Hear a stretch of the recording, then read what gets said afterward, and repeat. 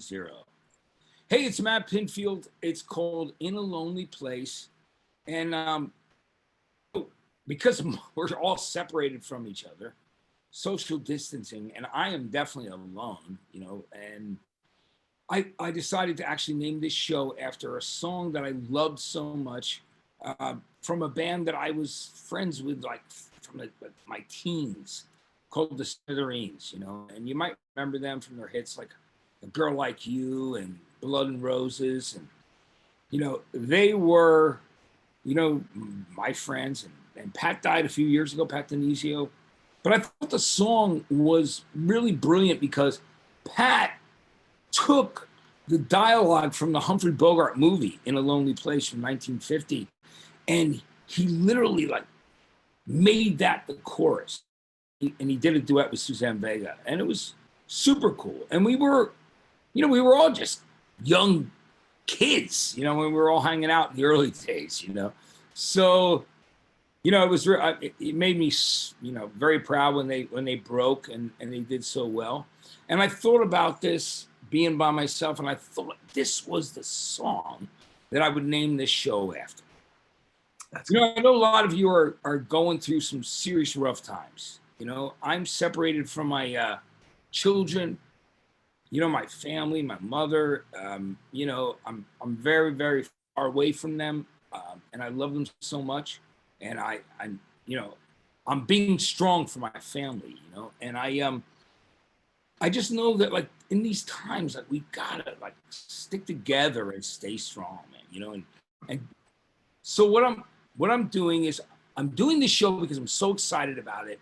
It's called In a Lonely Place, and I'm asking my friends to come on and talk to me about their favorite music and how they're getting through this, because we're all isolated, and it's the most important thing. My old sponsor died yesterday. It was the fucking horrible news. I mean, I knew on Friday that he was really sick, but I got the call yesterday from Steve Leeds, a guy I love. He works at Sirius XM. He's one of the heads of talent, and he and I have this incredible history. But Neil was this guy, was a DJ in radio, which is close to my heart. And then he was a radio promotion guy, and he got sober, and he helped a lot of people out. He ran the sober room at the Grammys. He worked with Music Cares, who this is what we're doing here. That's what it's about. You'll see there's a button, right there on the screen, if you want to donate. Listen, I know many of you don't know where your next paycheck's coming from. And it's just cool that you're here with us and that I can hang with you and entertain you for an hour. So the point is, I want to thank Kerry Brown, Linda Perry, Chris Trevero, Aaron, Nate, and all the people from We Are Here. But most importantly, I'm excited because one of my very, very great friends is Jacoby Shaddix from Papa Roach. I love him, just been a brother for so long, So we're going to talk about our favorite records, and we're also going to talk about how we're dealing with this right now. So here with Jacoby. Jacoby, what's up, brother? What's up, man? How are you doing, man? Yeah, dude, all right, man. My old sponsor died yesterday. It was fucking really hard for me, but I'm fucking feeling like I gotta be strong for my brothers. My mom's 87, my brother's got Parkinson's. It's I want to stay strong for them, Yeah, they definitely need me now more than ever, man, and but I want to just say thank you for coming on, because your spirit and your love, man, and you've overcome so much and killing it just means so much to me, and so how you let's talk about how things are at home during this pandemic. Well, first off, thank you so much for having me on this show, and I totally dig the purpose of what Music Cares is about, and I love you. And it's always good to get on the phone. I mean, I remember the last time we chatted, it was like hour and a half, just going back and forth, talking about family and music. But And I took for an hour and a half, like right before the show, I got on the phone, man, and just talked about life, which was, it's what we do, right? yeah, man. And it's great to be able to have people like you in my life, to be honest. Other men that are, living the sober life and trying to dig down to the best version of themselves. It's like when we got two people like-minded, we sharpen each other, and we got a lot of the same loves, obviously, music and family. And so, yeah, man, I'm stoked to be here, dude. I'm cooped up in the house. I got a lot of energy. And dude, you and I are like Energizer Bunny guys, man. Yeah, very much so. It's hard. Like guys like you and I, it's got to be the hardest.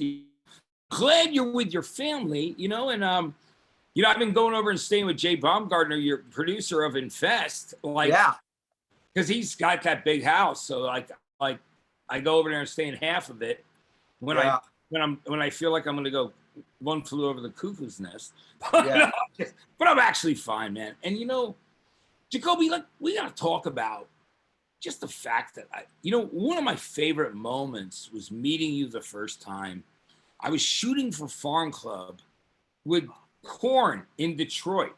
All right. And at the Palace, in Auburn Hills. And you guys were playing, and I found that you were playing, and I was like, I gotta fucking get over there, man. And like I came just as your show was ending, right? But that was how we remember that. I remember that night specifically. I'll give you like my perspective on that night, right? So we're out on tour.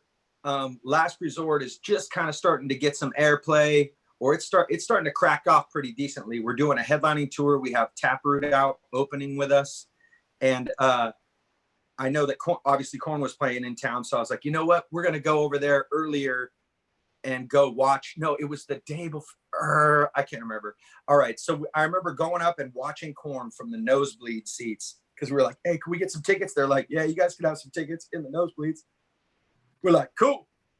Show was great. We get back, we play our set after Korn, and we're getting done, and we wrap up, and somebody comes and grabs me, one of our tour managers, like, hey, man, Matt Pinfield's in the house. He wants to meet you. And I'm like, Matt Pinfield, are you for real? And, because I grew up, you were an iconic face of rock music in my teenage life. And so I was just like, kind of taken back and beside myself. And I remember we hooked up that night and had some laughs and just connected. And I mean, we've been friends off since then, so it was what a cool moment for me to be able to have that experience with you, man. Yeah. And I'll tell you, Jacoby, it's amazing because, you look back at Infest and when you guys started and how that affected people like all over the world. It's funny. I was at drummer Dave Buckner's house. And I saw from some country, like, they're like $1 million gold records, but this one had roaches on it. Like it was insane. Bro, I got that one. I got it hanging downstairs in my little nook where I eat my breakfast. Yeah. That's where I got that shit hung up, dude. That exact flat. It's like the wood thing, right? It's like wood slats.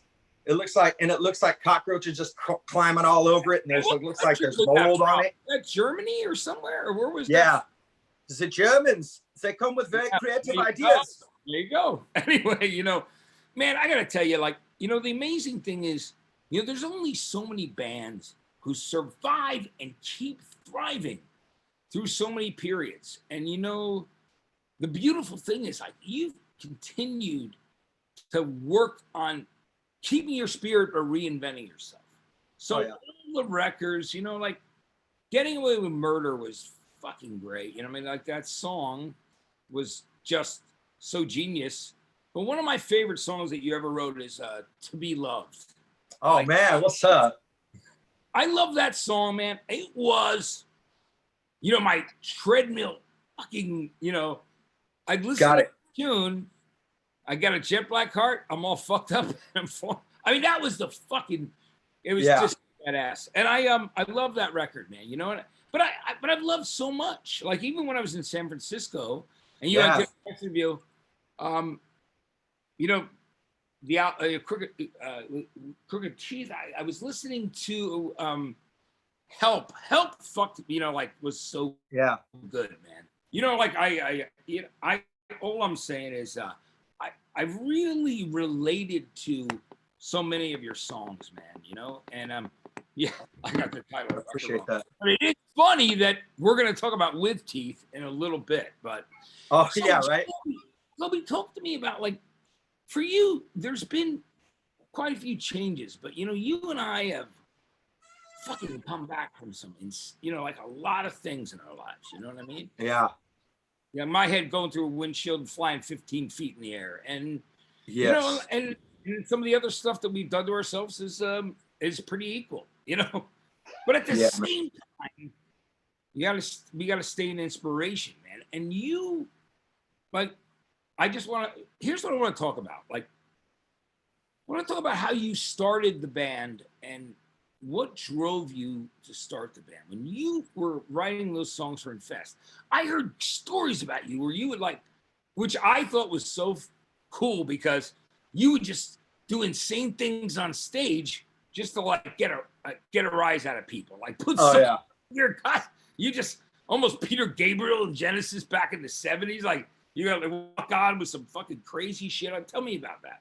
Yeah, man. So like back in the day, I remember this one time, we were opening shows in Sacramento.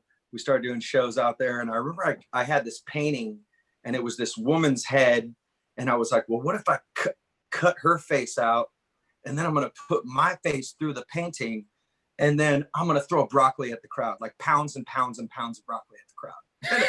And my band is like, they're like, why? And I'm like, you know what? Because fucking why not? And it was like my answer for everything, dude. I was like, well, why not? And so, we cut our teeth as an independent band back in the day, and going to like watch Deftones and stuff like that, and see those bands coming up, or go see Green Day at Berkeley Square, or Gilman as well.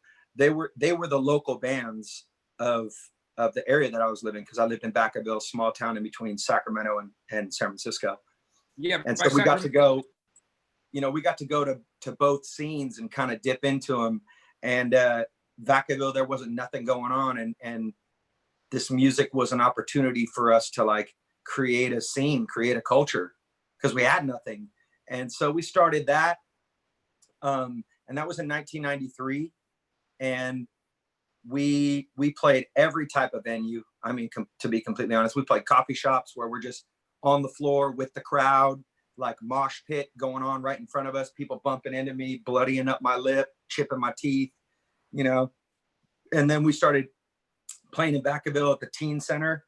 And then I was too young at one point where we couldn't play the bars, so we'd have to like wait outside this place called Cheers back in the day, and then load in, perform, and then get the fuck out. Dude, what's crazy? I gotta tell you, I don't want to interrupt you, but it's all good.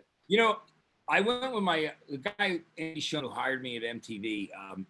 We were doing a thing for like, Nevada for their Vegas, the governor's tourism summit, and so we got invited by Wayne Newton to go hang and watch his show, and he was the coolest guy, like the nicest dude ever. And then when I found out he was like performing in casinos at 15 years old, but waiting outside on the streets with the prostitutes, I was like, oh, yeah, that guy's cool and fucking, like it was just great. He took his lumps. Yeah, man, he did. He's got great stories. But so that was you, like, like that was the deal, right? And yeah, man. So when did you, Dave and the guys name the band Papa Roach? Because that's like it's a cool name, and then it's all So 93, that was when the band was formed, and Dave and I we met on the football field, and we had a common love for music, and so we had a passion for it. Football together? Sorry? You guys were in high school football together? Yeah.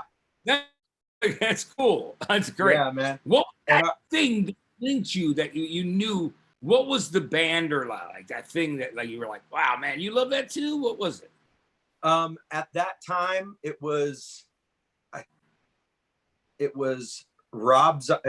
White Zombie, and what's the album name?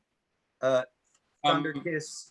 The one with Thunder Kiss, like Le Sex Pisto, or it was the one before it. What's wrong with my brain today? You know. Oh man.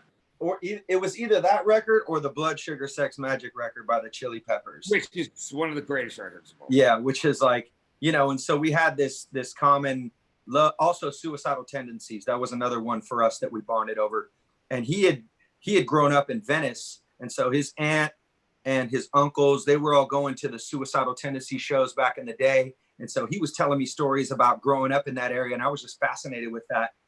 And you know, so we started hooking up, and I actually played drums as well as Dave. And so we were like, well, let's hook up. And all great frontmen play drums first. Right? Somehow, right? And I mean, Steven Tyler, you know, like everybody, you know, you know, it's funny when that beat, dude. Drummer first, you know. Dave Grohl. Yeah, so I was a drummer. We connected and we put our drum sets together and would jam. So we'd have more toms, more drums. And he was just better than I was. And I was like, well, damn, dude, what's up? Like, you're dope at the drums. Like, maybe I'll get a bass, dude, and I'll just like slap the bass or just get weird, you know? And so I got a bass guitar. So, and we weren't Papa Roach at this time. We were just like making noise in a garage. And so after that, I had this bass guitar and we were jamming for a while. And then I was at work one day and my bass got stolen out of my truck. And I was just like, fuck, man, like, what gives, dude? Like, I want to play music with Dave. And so I asked D-Boy, I'm like, well, what should I do? He's like, well, fuck it, be a singer, dude. That shit's free. And so that's how I became a singer, dude. It was like, he was better at drums than I was. My bass got stolen. I didn't have the funds to go buy another one. And whoever stole my bass, thank you, because you changed the trajectory of my entire life. Yeah, it's like here. And I hope it's working well for them. You know what I mean? Yeah. But man, you know, it's crazy because you can imagine young people in America the minute they heard Last Resort, because it was like so powerful and just so in your face. You know, it was very fuck you, and you know what I mean? Yep. Which was very cool. And so it's amazing how, for me, like how you've rolled through so many periods of the band and still stayed together. And you know, you and I, we've been through some shit, man, you know, but we're still here. You know what I mean? That's right. That's right, baby. You know what I mean? So can you like tell me about like the different eras for you of the band, and like you know, is there a feeling like when you look back, like is there? Oh yeah. Can you set? You know, go ahead. I'm sorry. Most definitely. Like, so there was the independent phase, you know, where we were out there hustling, and we learned a lot from like the East Coast hip hop guys and the hip hop scene on the West Coast, where the dudes that have the boom boxes and they're selling their music for $5 to the people. So we started trolling all the lines like Deftones shows or Korn shows or whoever was coming through, Limp Bizkit. And we go sell our music to the people waiting in line to get into the show. So that kind of hard work ethic spilt over into us finally getting a record deal. And that was like the golden age, right? When we came with Last Resort and Infest, and we were selling millions and millions and millions of records, you know, and mind you, we got turned down by every record company in the business until DreamWorks finally picked us up, you know? So it was like, it wasn't like, oh, we just started a band and got a record deal. It was like a 7-year overnight success. Isn't it amazing? Like I talked to my friend Ari, who is, you know, Bruno Mars co-songwriter, and he tells me the stories about like everybody told them that they were shit. And it's like, you got to fight through it, right? You know, that's right, man. And we've been through that since, you know, like after we put that record out, then it was a really tough time for the band. Cause you know, it was almost like not a dark age, but just like the landscape of music, popular music had changed and nu metal was out. The garage rock bands, the garage rock revolution kind of came back, and it was like the Strokes, the Hives, the White Stripes. Yeah. You know, a lot of great iconic bands. Great band. Yeah. I love Totally. it. And so, you know, make room for the new. And so we had to like figure out how we were going to be able to cut through again. And Getting Away with Murder was that record. It was like the comeback record where, you know, against all odds, again, we release a record with a company that, you know, wasn't too sure about us. And then we sold 1.5 million records, which brought us to the Paramore Sessions, which is To Be Loved, which is on that track. And that was another really good run. You just come out swinging on that song. It's such a good track, you know? I mean, and which really is, you know, when you think about you as a performer, if you are a fan of rock, man, those 2 nights at the Roxy you did here in LA, they were just powerful. And you know, we make no apologies for loving rock and roll, man. That's our thing, you know? And it's what we do. It's who we are. So you've been able to hold on to a piece of everything that you've always done, but keep developing. Like last record, Who Do You Trust, right? Oh, yeah, totally. Talk about and that. So just to kind of give you a little in between right there, right? So like Paramore Sessions, then Metamorphosis is where Tony. So, you know, all the while, right? Like on the outside, we're having this success, but internally, some of us, we were struggling just personally, all of us, you know, trying to we were all becoming fathers and all that stuff. And, you know, trying to balance this out. And then we ended up getting a new drummer, Tony Palermo, to come in because Dave was struggling. You know, it was tough for Dave for a while being on the road. And, you know, we all know it's like sobriety and being on the road. It's not really hard, man. It's hard, you know, and I've fallen many times, you know, because it's not the easiest route, you know. But so Tony came in and we did a bunch of supporting and put, you know, and kept continuing to develop our sound. And then for a little while, it was almost like we felt like we were kind of just floundering a little bit, you know, like we were still having success on mainstream rock radio, but we wanted to reinvent the band. And so we went in and after we did our album Fear, Face Everything and Rise with Kevin Churko, we were like, you know what, we want to make a change. We want to try a different producer and just see what fits. And so we started working with these 2 young guys, Colin Britton and Nick Furlong. Yeah, I met those dudes like, you know, around, you know, at your first producer's house, Jay Baumgartner, who you know, love. He's our brother, right? Most definitely, man. Much love, Jay. Yeah, and those, you know, yeah, man. So it just, the records sound so good, but for me, it's like, it's a newfound life. Like the way you perform is just, I mean, I'm very proud of you and what you do, and I love those records, and I appreciate it, man. And you know, it's amazing. You made changes without alienating your fan base, which is really, you know, because some people try to do something like totally away from everything, but there was enough of what you really do that was still there and is still there, you know? Well, I feel it's important for, you know, for us as P Roach, like to always maintain a thread through these albums, and an album is like an ending point, and where are we picking up where we left off, and the thing that we've deduced our career down to is the thread of the purpose and the music and the emotional stories and thread line through, where it's like it's going from the darkness into the light. It's about, you know, from feeling so broken to having a sense of hope. You know, I think that duality and that transformation story is the thread that we've woven through all the albums. Musically, we've gone to a lot of different places, but this thread and this story and this connection that we've developed with our fans is, at this point, it's really powerful, man. I mean, it's like we've been able to celebrate our fans and be able to celebrate the overcoming some of our demons together as a fan base and as a rock and roll band.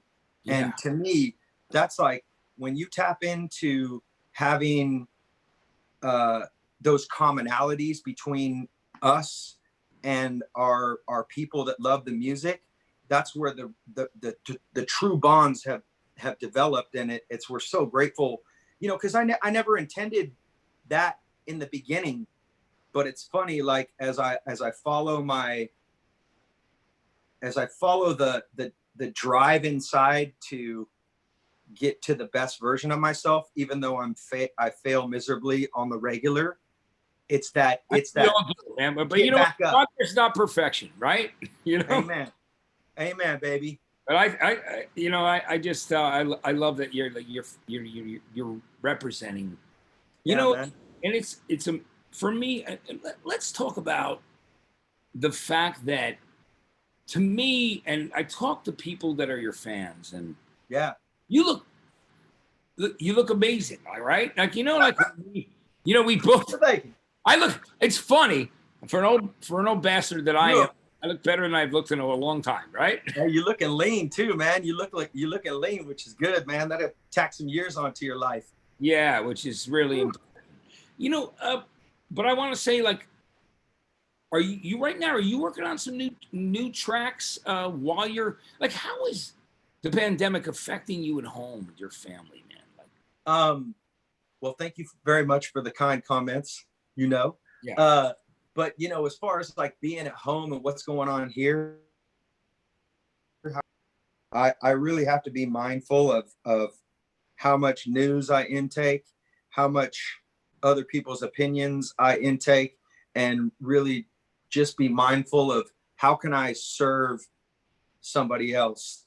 And it's tough when you're in the isolation of your home. So it's really got me focused in on like, all right, I got to be able to serve my family and be of, you know, be the best person I can be for them while I got this time. And it's a trip because we were out on tour and we were having an ill tour. We were killing it in Europe, and the tour got cut short.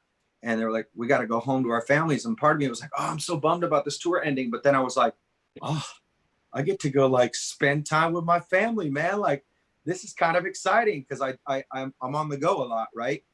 And so this whole experience of kind of slowing down and really taking a long, hard look at just my life, where I've been, what's going on next with my family. My oldest son is going away to college next year. And, you know, so to be able to have this time where I'm confined in the house with my family, it's like, it's messed up and it's sad, the circumstances, and we're losing people. And that bums me out, but I'm trying to find the silver lining in it. And the silver lining is that I get to spend some more time with my family. I get to slow my whole pace of my life down and kind of try some new things. I've been doing some breathing exercises where it just like when I'm getting into like a fear, panic, aggressive, angry mode, I do these breathing exercises, bro. And it's like you know when you do a hard reset on your cell phone because it's all acting ridiculous. Yeah. It's like a hard reset for my soul power, dude. And That's so great, man. I've been doing you know, and that's the thing that's so important. Like the things that we have to do to keep ourselves, you know, sane through this. Mental health is such a really you know, a trying thing right now. But man, you know, we got to do it. So you know what I'm going to do right now? I'm going to go through 7 of these records that you picked, because what I'm doing on the show is I want to keep it super positive because, man, what do you think I do at night? Like I just get in a room, you know, like I sit here and here's Tiny Music by STP and here's ABC and here's fucking Jackson Browne and Scott Walker. Woo, baby. And I listen to like everything from metal to like folk. I mean, I listen to, you know, like I'll sit there and just play records and just sing to myself. Songs that like, you know, you love, like you need those like comfort songs right now. Don't you? Like totally. You know, there's a record I've been jamming the last few days. That just makes me feel good, man. It just gives me that good time vibe. You remember G-Love and the Special Sauce? Oh, I love it. Yeah, he's such a cool dude. Philly boy. Oh, man. Here we go. Oh, you know, dude, like, that's a good one right there. You know, it's like, and the Rebel Yell. I mean, there's all kinds of shit. This floor, Thin Lizzy, is like you can't walk in my floor in my living room. The only thing I can do is do this. I got a little something. I got this one right here. Let's talk about that record right now. Let's talk about your 7 albums that you picked. And Blood Sugar Sex Magik is truly one of the greatest records of the 90s, without a question, man. Like, I love that so much because it was a period when, you know, like Anthony decided to get in touch with not trying to hide what he was feeling. Like, so Breaking the Girl, I Could Have Lied, Under the Bridge, man. So tell me why you love the record. Because I love funky shit too, like Sir Psycho Sexy and oh yeah, dude. I mean, so it's like, great, but tell me why you tell me why you love it. Chili Peppers, you know, one of my favorite bands as a kid and as an adult as well. And you know, like you said, for those reasons where it's like he started to open up and talk about his emotions and stuff like that. And it's trippy. Yeah, Blood Sugar Sex Magik, iconic freaking album. One of my favorite albums of all time, to be completely honest. And I remember watching a DVD called Funky Monks, and it was about the making.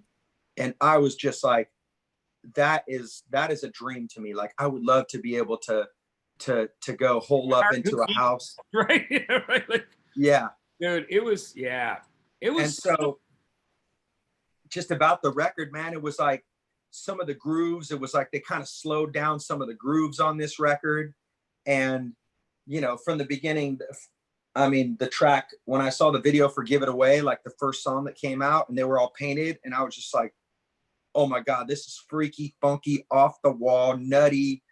And then I got the record and then listened to the entire record, and just the bass lines, the beats. It's one of those records you can air drum to, you can dance to, you can fight to, you can make love to, you can cry to, you can laugh to. It's just one of those albums that just takes you on that myriad of emotions. And, you know, I just love the story of these guys. They've been to hell and back.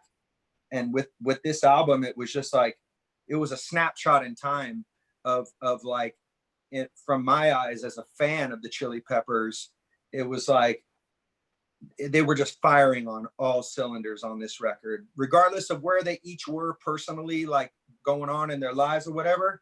But they came together and made this one, and it just was like, you know, engineered by Brendan O'Brien, dude. That was the reason we worked with Brendan O'Brien, was because he engineered this record. I was like, oh my God, now he's producing. We got to work with him, you know? I see Brendan pretty regularly. I mean, I love the guy. You know, yeah, dude. When he mixed the Limp Bizkit album, or I did that secret track on the end of it, like we did it in Southern Tracks in his studio. Dude, we recorded at Southern Tracks, man. You did, right? It was cool. Yeah. You know? And like, you know, he lives out here now, but you know, those STP records, man, are just so fucking good. And iconic, man. Great albums. Yeah. So and Brendan just, you know, he's working with Springsteen, man. He did like that song Radio Nowhere was like, oh yeah. It was just like Vital, Rip Your Face Off, cool, Bruce angrier and just kind of going for it, you know? So, and, you know, I want to say, like, you know, before Mother's Milk, I did the last interview with Anthony and Hillel. Oh, wow. Before Hillel died. Yeah. They drove up in an RV to the radio station in New Jersey, and Flea was sleeping in the RV, and he came in like, kind of like just half awake, but it was hair all mess probably. Yeah, he's the best. You know, he's the best. But you know, it was talked to Anthony about it quite a few times, and you know, I'm trying to find if somebody has a copy of that interview, because Anthony said he really wants to hear that last man before he died. Dig for that one. But you know, the change also brought like a new life to the band. And, you know, as sad as losing Hillel was, John Frusciante, man, you know, and like Mother's Milk, Knock Me Down was the first time they were being honest about life, you know, like it wasn't about killing coyotes and under the sun, man. And, you know, it was, you know, when you end a song and say, it's so lonely when you don't even know yourself. Ooh, it's so lonely when you don't even know yourself. It's so lonely. Oh, man. Best. Oh, what a great one. Knock Me Down is so fucking Yeah. great. And that was the bridge to Blood Sugar Sex Magic, man. You know? So I love that record. And I'm Yeah, dude. you know, so and you know, they've always been, you know, just the nicest guys ever, man. You know, and through a lot of shit, as we always do. Hey, so my next question is, let's do the next oh. Anyway, sorry about that. Let's do the next record. You got, like, in my opinion, some incredible albums to talk about, which is so important to me. So we did Chili Peppers. What do you want to do next? Like, you want me to just put the? I mean, I don't know what's in your house. So I'll just Hey, put up throw it the on me, dude. What? You got All the right. list. All right, Kerry Brown, my brother, who is you know, working with me on this. Kerry, what is you want to do? Refused this shape Ooh. punk to come. Oh, dude. It's such a great fucking record, right, man? Dude, I'm telling you. Talk When- about how you love it. There's albums that come along in your life that you don't even know you're looking for.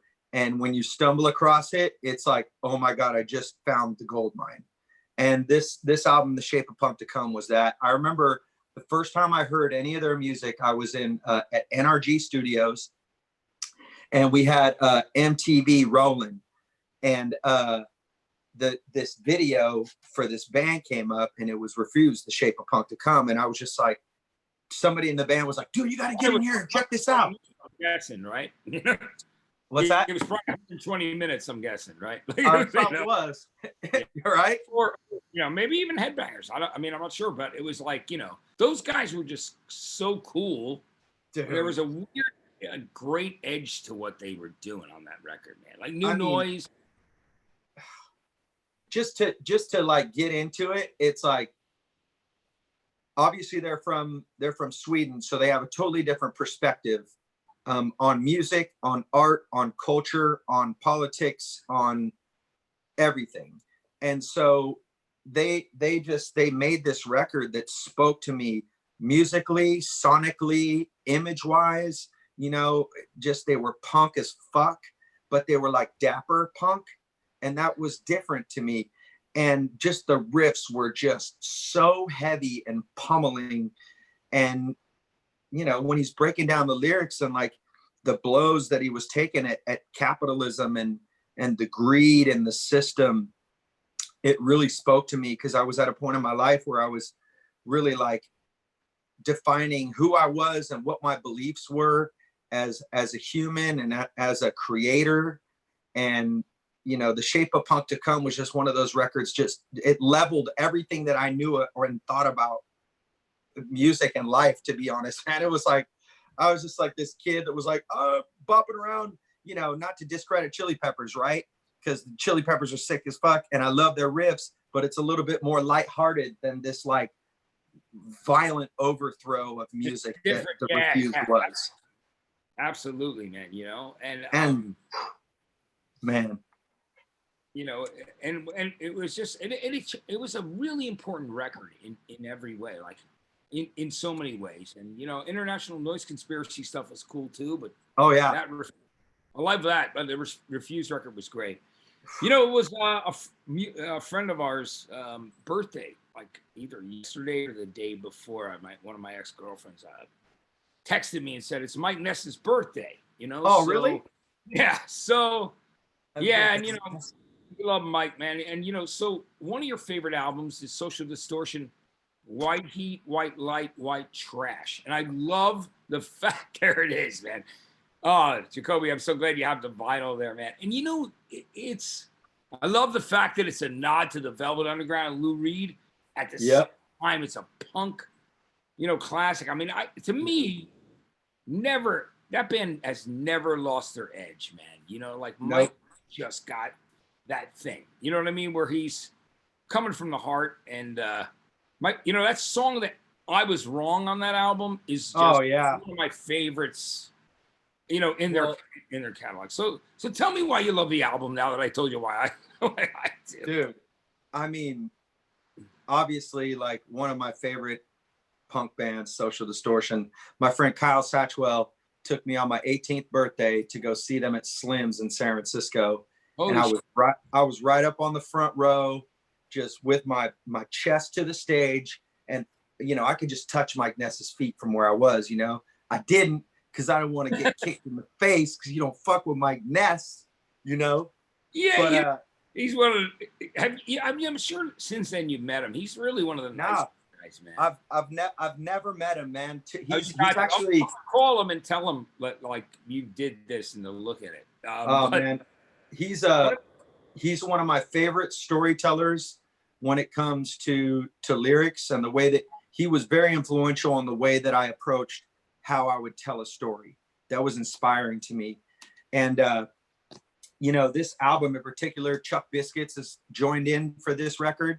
Yeah. I believe it was the first Social D record that Chuck Biscuits was on. Yeah. And just the way that Chuck Biscuits approached the drums, I feel like it influenced the music like in a major way, you know, and it was just like, he just really had this hard, aggressive, like he snapped on like that whole field, right? Yeah, fucking lays it down on this record. And from the moment I heard the song Dear Lover, I was just like, oh. And it just, this album spoke to my heart all the way, you know, Down on the World Again, another one of those songs.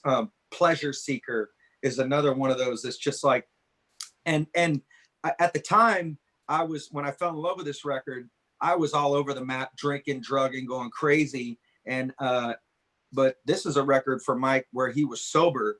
And this record, I was like one of my favorite records when I was out there going like a maniac, but it spoke to me in such a different way after I got sober. I listened to the album with like a new set of ears, and I heard so much more different depth to this album that it was like, this is one of the albums that like when I'm struggling in my sobriety, like this is an album that it speaks to my heart again, you know, and it cuts through the insanity. And just what a great, this is a prized possession right here. This is a great piece of music, just from end to end. Yeah, man, Jacoby, that's amazing. It's an incredible record, you know. And you know, Mike's such a good man. That guy's got one of the biggest hearts in the world too, man. He's like us. He's like, you know, he's just like he's a good guy, man. He does a lot for people, you know, and he, you know, he's you know, he's made it very clear that, you know, he's been sober for a long time, man, and he. You know, he, just for me, like all those records are great, you know, and I remember, you know, I'd gone through a breakup, but the girlfriend I was with called me and asked me if I could get her on the list for the anniversary of the self-titled album. And, you know, I'm like, you know, and you know, I'm super nice, maybe too nice sometimes. Hold on, you didn't tell her to kick rocks, Matt? Yeah, I fucking got her tickets, man. Oh man, which is ridiculous. But I called Mike. I was in Newark, New Jersey, at a Portuguese restaurant, and I go, yeah, my ex-girlfriend is who he had met before. You know, he had met her with me, like a couple years ago. And I go, she wants to come to the show, and I go, he goes to me, well, you know, man, you were a big part of this record, so thank you for that. And I'm, you know, with the self-titled first epic record with Ball and Chain and Story of My Life. And I was, man, I don't do that anymore. I don't do that anymore. I'm like, you know, I'm not, you know, I'm not that much of a pushover, but that's pretty funny though, right? Yeah. But I remember it, you know, and he's one of those guys, man, who walks it like he talks it. So what record do you want to do next, my brother? Oh, dude, we could just, hey, let's change gears totally, dude. I want to go with this right here. Wu-Tang, Into the 36 Chambers. What a great fucking album that is, man. Oh, man. I remember dropping acid and freaking out on this record, man. This was like one of my albums. I was like, you know, I just moved out of my house. I was like 17 years old or 17 years old when I moved out. I think 18 when I discovered this album, or I don't know. It just was one of these albums that just, I love that, you know, 9 dudes, they all had AKAs. They all had this Kung Fu persona. You didn't know who they were. right? Look at that. You're Yeah. like, who's the Wu-Tang? These dudes, right? It Exactly. was so mysterious and so different. And I love West Coast hip hop, but for some reason just the griminess and dirt nastiness of East Coast hip hop, I preferred it. That was where that's the hip hop that I fell in love with as a kid. And Wu-Tang was that group for me that just the personalities, man, like Method, Old Dirty Bastard, like all the guys, man. Man. Oh, Dirty Bastard. Oh man. Oh, Dirty, man. Oh yeah. Rest in peace. I had the pleasure of meeting Old Dirty Bastard once. And I met a song recently. Like when they did they were on tour, they played Kaboo. I interviewed guys. And Are you serious? Yeah, and RZA was like, dude, remember when you and I used to go to the fucking Thai restaurant on fucking 50th Street? So we lived in the same building for a month, me and RZA. So we would like sneak out and eat at this fucking Thai restaurant. That's dope. And just talk about records, and like we're doing right now. But man, ODB's son is like in the, with them now, performing with them, man. Really? So like, what was ODB like? Because I didn't meet him, which I met Method, I met everybody else. But so I remember it was right after we were down in LA, we were doing free Monday nights at the Troubadour at this time. And they had just done the Grammy Awards, and it was for a song, Ghetto Superstar. And they did the Grammys, and it was like 2 nights before, and I was going to the liquor store to go buy some 40s, because we were all about 40s back in the day. 40s and blunts, just like Wu-Tang, right? I said dog with that the other day, our mutual friend. Yeah, dude. And so we're going in there, and lo and behold, who's in the liquor locker? The liquor locker, remember that place? Oh, yeah, exactly. Yeah. So I roll up in the liquor locker. I'm like, oh shit, that's Old Dirty Bastard right there. Oh my God. I'm like, Jerry, check it out. And so I rolled up. I was like, I got to go introduce myself. And I roll up on him, go to like shake his hand. And I'm like, hey, what's up, man? I'm Jacoby from Popper. And he was like, hey, hold up, man. You want that back? He was like, he didn't want no part of what I was coming with. And I was like, oh man, that's fucking crazy, right? I kind of stepped back, and I was looking at him. I'm like, oh shit, he's wearing the same clothes 2 days later that he was just at the Grammys in. He's been going on, I gotta add this. Okay, maybe he's like pretty gacked out, man, or something. He's probably partying a little bit, So I eased back. I was like, well, hey man, I'm a huge fan. I love what you do. I'm leaving the store, and I'm just like, all right, dude, much respect, dude. I love you. And he's looking at me like, yeah, all right. And it was just one of those moments where, I was super starstruck, man, because this was so influential. Like, this was an album, like I would play one side of the cassette, and then I would flip it over and play the other side of the cassette, and then flip it over again. And I wore this thing out, so now I got it on vinyl. I got it on download. I got it on. That's a great record, isn't it, man? Like, and it's crazy. Method. I need to go get a tattoo. I need to get a Wu tat, dude. That's what I need, and that's what I need. Let me get a Wu tat. They were just such an important band, and they did Farm Club like NWA did. Remember Farm Club? Yeah, of course. They that was their first actual reunion there. And but that record's so great. And Method and Redman, man, like those guys when they were doing shit, like I did the Blackout albums. Blackout is like ridiculous, man. I love that album. I was there at that fucking video shoot for Thong Song with Cisco, and I was like fucking hanging out with Method and Redman. It was just the funniest fucking day. I mean, Anyway, though, but those guys are. That thong. Oh man, I could sing some Cisco, baby. You gotta love it, man. So they make the booty go. Oh, sorry, man. You got me started on Cisco now. All different styles of music. That's the best, isn't it? Like, that's what, for me, music's everything. What is the next record do you want to?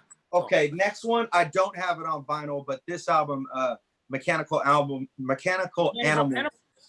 Yeah, by Marilyn Manson. I remember I liked what he was doing. It was aggressive. It was pissed off. It was a middle finger to everybody.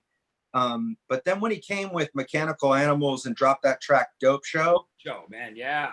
I was just, I'm like, hold on, what's going on here? This dude D Sardi Yeah. produced the album. He Hey, produced Jordan, man, he's a great dude. He was in a band called Bark Market, man. And, you know, yeah, Bark Market was sick, dude. it was great. You like Bark Market? Yeah, I do, and I love Sardi, man. Like he actually lives a mile from here, and I lost. He was like, him and his wife were like, dude, come over our house, and then like my phone didn't save their number, but they're close. Oh man, you know. I love Bark Market. Bark Market was another one of those bands too. For Jerry and I, we were just like, oh, listen to this, how it drops. But yeah, Mechanical Animals, man. When Marilyn came back and he had this like amorphic suit where he was like cross blending the sexuality and like he was an alien, and just the songwriting on that album is just, it's so good. I mean, you go to it and it's like you got the Dope Show, Rock is Dead.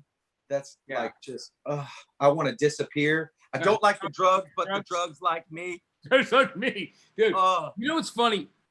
He and I talked about like that, and you know that record obviously, like the artwork and everything about it is such a tribute to Bowie's Diamond Dogs. Exactly, 100%. Yeah, I didn't know it at the time. And then I went back and discovered that. Isn't that cool? And like Bowie's Diamond Dogs record, he had that guy, Guy Peelhart, who did like the album cover for It's Only Rock and Roll. Yeah, and Bowie was so funny. Mick Jagger told him he was going to use that guy to do the cover for It's Only Rock and Roll, and then Bowie stole him and then just did it for Diamond Dogs. And like, kind of, you know, you just got to, which is, you got to love Bowie for that. But I got to say that it was his tribute to that androgyny and the idea that, you know, when Diamond Dogs came out, the actual Bowie as a dog had a penis, but the record company airbrushed it out. Oh man, they were like, "Oh, you can't put that on the cover," you know. And that was just, as brilliant as that album was, a Rebel. I mean, you know, like he tried to get the rights in 1984. You know, like because that's what the album was really going to be. George Orwell's widow wasn't having it, and you know, right. But that Manson album is so great, man. You know, it's ridiculous, man, and just lyrically. Coma White as well as another one of those songs that's just like so good. And I remember at this point in my life I was going hard, and so this was one of my party records, you know. And I like to mix a lot of kind of things up, drinking and this and that and the other thing, and just get loopy. And this album was just like, it was a fun one. You know, I look back, I got to go back and listen to these again, and you know, because it's been a minute since I've listened to Mechanical Animals, but it's like one of my favorite albums. So I got to pull this thing out and vibe on it again and see where it takes me, because it's trippy how like you'll love something at some point, and then you'll listen to it 10 years later, and you're like, what did I love about this? Or you discover another level of the reasons why you love it. You know, exactly. You know, and that's the really crazy thing about it, which is cool. You know, my Manson thing is, you know, I thanked him for not putting me in his book, Long Hard Road Out of Hell. Years ago, and he goes to me, I didn't think your bosses would appreciate it. And right. But you know, like of course, years later, I could own, you know, the insanity. And I remember it's in that book, Louder Than Hell, the oral history of heavy metal, and it's also in my book. The famous line of Marilyn looking at me and going, "Pinfield, you scare us," which was the funniest. I mean, hey, you got to be going hard, you know. Like that's one of the lines I'll just never forget from our insanity. But I mean, it's because we took everything to extremes, you know, and you know, being sober is the most important thing in the world, you know, staying alive, being there for the people you love. But we were wild, you know, and, you know, look, man, I mean, I can only make apologies for anyone that I happen to disappoint. But in general, you know, we were living that madness, you know what I mean? Right? I think, you know, you kind of, you know, you make amends and you keep on going, right? Yeah, totally. I mean, it's been interesting, you know, in my career as well as yours, right? Where it's like you have one version of yourself, and then eventually that person just dies out, right? And there's a new version of ourselves reborn. But every once in a while, that old version of ourselves is just dying to get out. You Oh know, yeah, so it's a you know, because it's you know, like people in recovery know that you know it's a lifelong fight, and you know oh we yeah, gotta do it every day. But the great thing is, I mean, you know, we're here to fight through another day, which is the most come beautiful on, thing dog. in the world. And I can be here, Amen.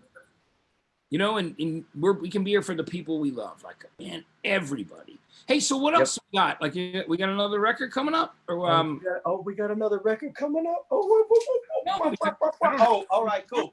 You know, we'll go over this next one. Queens of the Stone Age, Songs for the Oh Deaf. man, Uh, songs for the is so great, man. it's Right? it's just like from the moment I heard it, I was like, and who's playing drums on this record? Dave Grohl. And it's funny. I was out on. I went for a run. That's one of the things I do while I'm home, cooped up. I'm like, I got to go outside and go for a run. I go on this trail, nobody's on it, and I'll just vibe on some music sometimes. Lately, I've been going without music, trying to like stay self-motivated without music. But today I was like, you know what? I got to jump into one of these iconic records, and so I put on Songs for the Deaf, and it's so funny, right? Because early in the record, they're like, "Songs for the Deaf, you can't even hear it," and I just thought I was special because I could hear what they were playing, and what a it's an amazing record, man, and just the voices on it, you know, it's like not only do you have Nick Oliveri throwing it down, you got Mark again, and then you got Oh, Josh, and it's just and Dave dude, like, Grohl on the drums. yeah, I mean, what a lineup, man. You know, like in Lanigan, Oh, what a fucking talent, man. Like that guy is so fucking, you know, so soulful. You know what I mean? I oh, love that. dude, I remember seeing Yeah, him he got me screaming through a trees rough back day in the day. in Seattle. He got me through a rough day in Seattle, man. Oh, really? You know, yeah, you know, like he was the guy that I reached out to, you know, Got it. years ago, you know. But I'm grateful for those friendships, man. You know, we have to, you know, get through those fucking crazy ass times, man. It's You know, it's trippy. It's trippy talking with you, right? Because it's like I'm like talking about these iconic records that I looked at, you know, as just this young kid that was a fan. And you at that time were like living side by side with these guys. These guys are all your buddies. And it's cool to yeah, hear your kind of perspective on these albums that I love so much because it's like, you know, again, like you were one of those guys that was curating the rock culture for my generation to go to.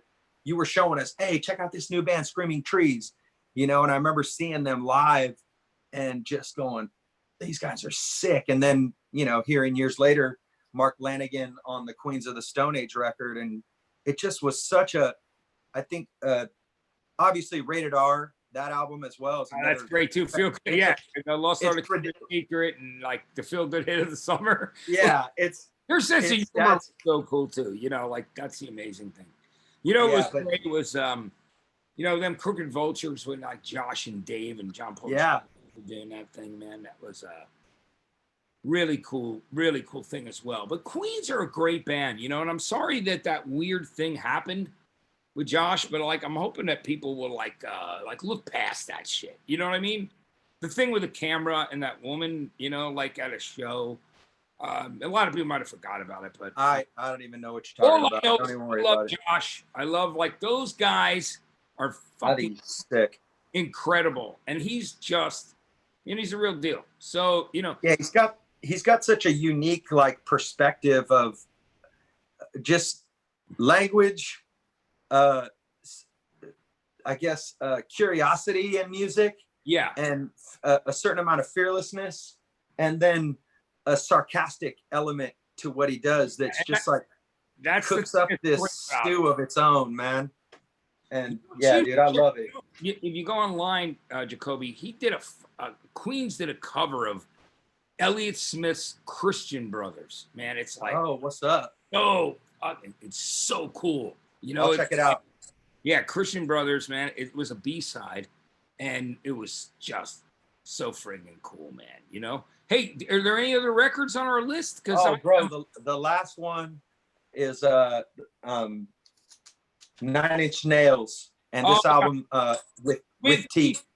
Dude, it's one of the best albums. That's might be my favorite Nine Inch Nails album. You know, It is obviously mine. Downward Spiral and Pretty Hate Machine. That record is like in my recurring playlist all the time. Tell me why, Yeah. man. I've been a fan of Nine Inch Nails since the beginning, and I've grown with them, right? And this album just came at a point in time in my life when I was, again, like I keep bringing it back and around, like to my struggle with sobriety, and this album, it just spoke to me on every level. This was, I believe, the first record that Trent did With clean and sober. Yeah, with Atticus And Ross. And God, man, like that song "Love Is Not Enough." Like I love that. Like he goes, every song got on this. nothing to do to show. No, I didn't think so. It's like Yep. It's got so much attitude. It's great. The whole record's amazing. Everything, man. You know what you sorry. Oh, You know what you are. You are. You know what you are. So great, man. It's like even like opening the album with a quiet song like "All the Love in the World" is so Yeah. cool because it's still setting you up for the rest of the record. Oh yeah, because track 2, and you know what? It's funny, man. Guess who's playing drums on this fucking record? Dave Grohl again. Yeah, our brother. Yeah, I love it. Yeah, I mean the guy. Yeah, dude. He's a machine, man. Like he's I mean, Taylor is the only guy who could be in the Foo Fighters because he's the only guy who can fucking shred like that. Bash. Like, you know what I mean? Those guys He are like bashes. I will tell you this. Yeah. I will tell you this. Our drummer Tony Palermo. Yeah. I'm like, I'll be watching videos of Tony, and I'm like, dude, this dude, he's a good drummer, dude. He's like, we like to say the joke is he growls hard. He growls hard. That's great, man. He growls hard, dude. Yeah. Tony Palermo growls hard. But yeah, dude, I'm telling you, Taylor, I mean, just what a fantastic personality. And even better. He and I used to rage when he was in Alanis Morissette's band. Oh, yeah, dude. And we just, stayed friends, and I love him. But I got to say, fucking watching your last 2 tours, man, I got to tell you, man, I was blown away, man. You like shine the light in so many ways for the love of rock and being sober and saying, I can even be better than I ever was. And better than you live. Then you just kill it. So you did another song too on that last tour. What did you like? Remember you and I were trying to figure out what song you should do for England. Yeah. What did you do? Oh man. Well, sorry. What was the last thing you said? Remember, like you and I were talking, like, man, what would be a cool song for you to do on the English tour? Because you had done the year before. So what did you decide to do? So we were doing song 2 for a while, and then the unfortunate passing, we lost another great icon of rock music, electronic music, Keith Flint from The Prodigy. Oh man. And we were asked, we were called, no, I was texted by this guy named Gary Spivak. And Gary's one of the greats, man. I love Gary Spivak. Yeah, man. He texted me, he's like, we lost Keith, and he's like, you're the first person I want to reach out to and ask if you can come fill the slot on the show. And I was just like, I hit him back. I'm like, I would love to do that. He's like, can you guys play Firestarter? He asked me personally. He's like, can you guys work up a rendition of Firestarter? And I was like, oh fuck, of course, dude. Yeah, I would. It's one of my favorite songs, in memory of the iconic, right? Yeah. And Fat of the Land album was so fucking great. And dude, what a banger. Breathe is like my favorite on that record. I love Breathe. And shit like Poison.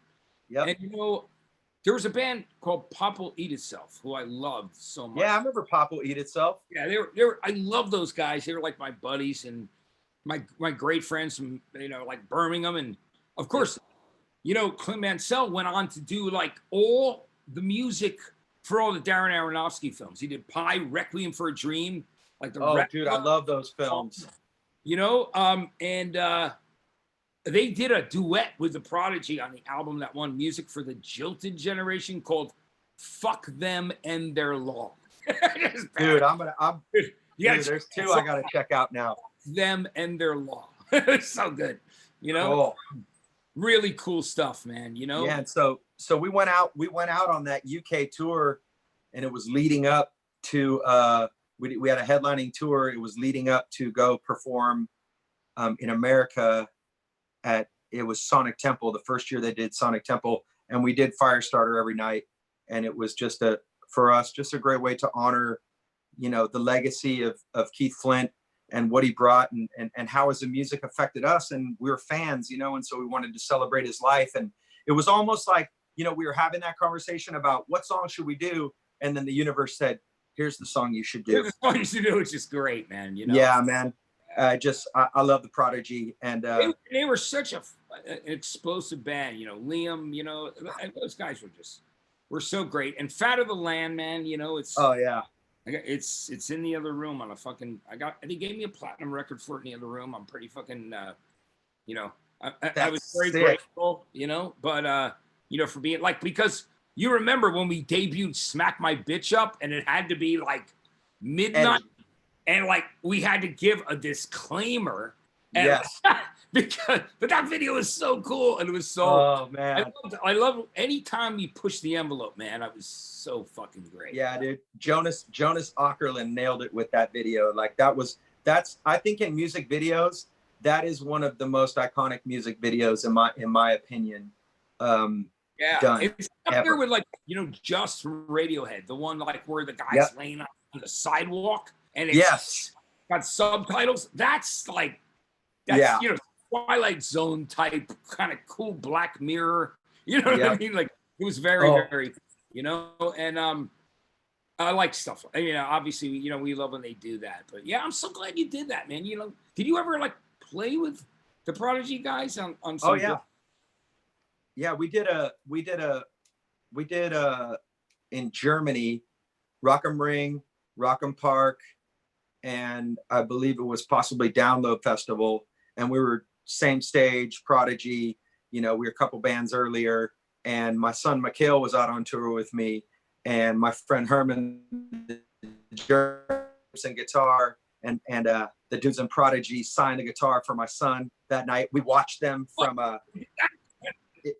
that is so cool, man. It was so sick, man. That was like, and we have fond memories of that. Me and my boy Mikhail, we laugh about that. We're like, man, remember that time we saw Prodigy in Germany?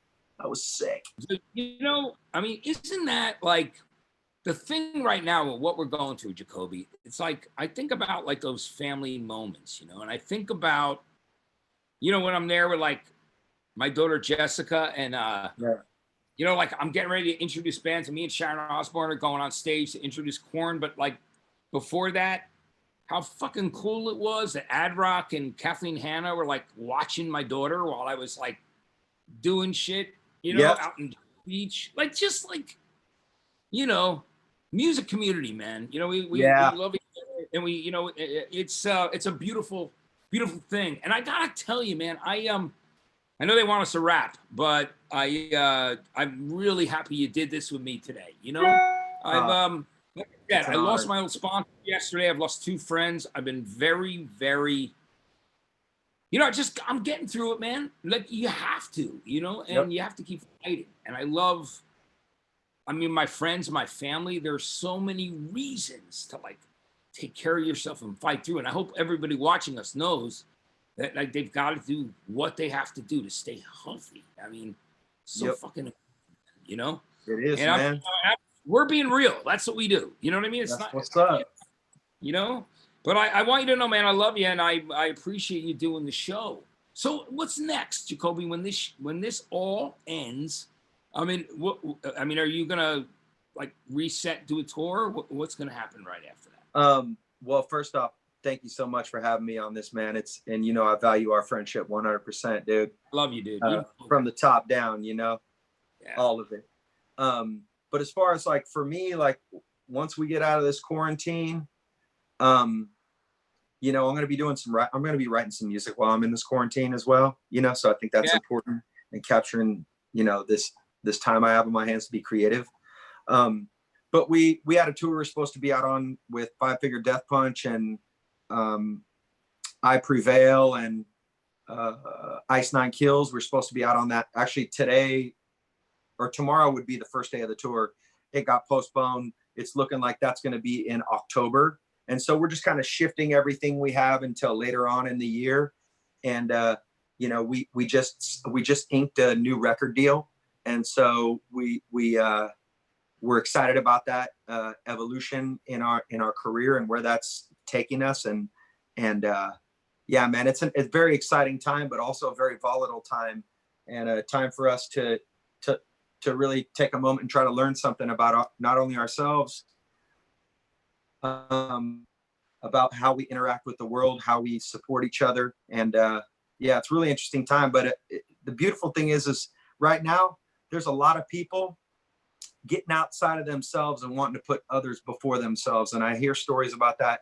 And that's really inspiring. That says a lot about who we are as people and the capacity of humanity. And, you know, when our back's against the wall, you know, we got to unite, man. We got to support each other. We got to look out for each other. We got to put our brothers and sisters before our own selves. You know, I think that's when we have the biggest advances in society, and also on a personal level, you know? Yeah, it really helps me. I think the most important thing is being of service, you know, and helping. Yeah.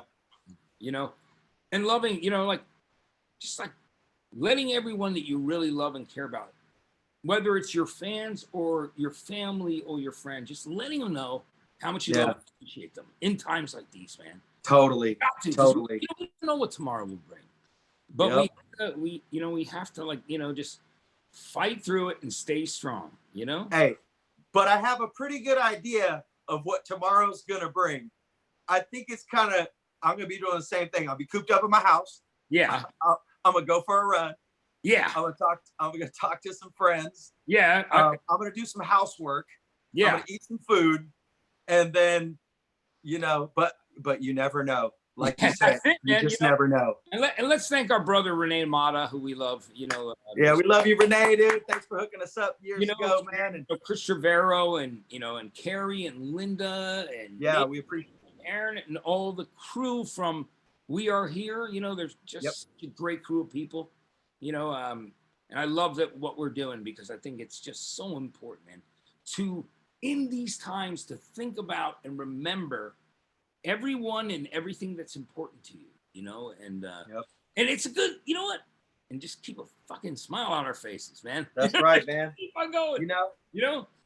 After this, I'm gonna call my mom, and then I'm gonna call a friend of mine, Corey Korleski, who I have. I got to get on FaceTime with him and check in with him, because we haven't talked in a little while. So there's a couple people I'm like, you know what, they're on my list. I got to reach out to them, see how they're doing, send some love. And you know, just I think kind of going through my cell and going, man, who have I not talked to in a while that, you know, I guess I need to check up on them and see how they're doing, you know. So I think that's important. No, it really is. And I just want to make a mention that my new logo for the show is from my friend Cliff Galbraith, who's been my buddy for years. You know, he did comic books like Rat Bastard. He sick. Shirts in the 80s, there were the Saurus shirts with the definition, and like shirts that come, you know, like Rockosaurus, like whatever, like King Saurus. He created all that. And he's like one of my oldest best friends, man. We've been talking every day through this, and he created the logo for In a Lonely Place as a brother, because he knew that I would kind of dig that 60s looking, like that's your vibe, baby. Man, you know. But anyway, Jacoby, thank you so much for doing this, man. And I love you, and you know, thank you, man, for like you just keep on soldiering on, and thank you to all your fans who are watching us. Yeah, man. I hope they're all safe. and sound and like, you know, and doing the best they can through all of this. Cause there's, Yeah. we don't have a choice. And, but you know, life is a beautiful thing, and I'm grateful that we're still here, man. You know, it's a really, Man, brother. Well said, dude. you know, it really is. You know, like even in the worst moments, every day above ground is a good day. You know what I mean? So anyway, I love you, brother, and thank you so much for doing it. Look at that cat. That's this cool, is Harry. like one of those hairless cats, or Yep. you know, a hairless cat named Harry. You know, it's funny. Maynard from Tool had 2 of them, and I was over his house in Jerome, Arizona, and he told me later that he gave one to Trent. he goes, I gave the bad one to Trent. I go, it's so fucking funny. Oh man, Yeah, man. It's weird when you hold them; they're so warm, like right. It's like holding a freshly shorn ball bag, Matt. Yeah, man. That's how like at Maynard's house. That's where I got to know hairless cats. You know. Anyway, man, listen, I love you, man. Jacoby, take care, all right, brother? Hell yeah, you too, man. Let's talk soon, Matt. In a Lonely Place. It's tip of the hat to my like old friend from New Jersey, Pat Denizio from the Smithereens, who wrote that song, and we lost him a few years ago.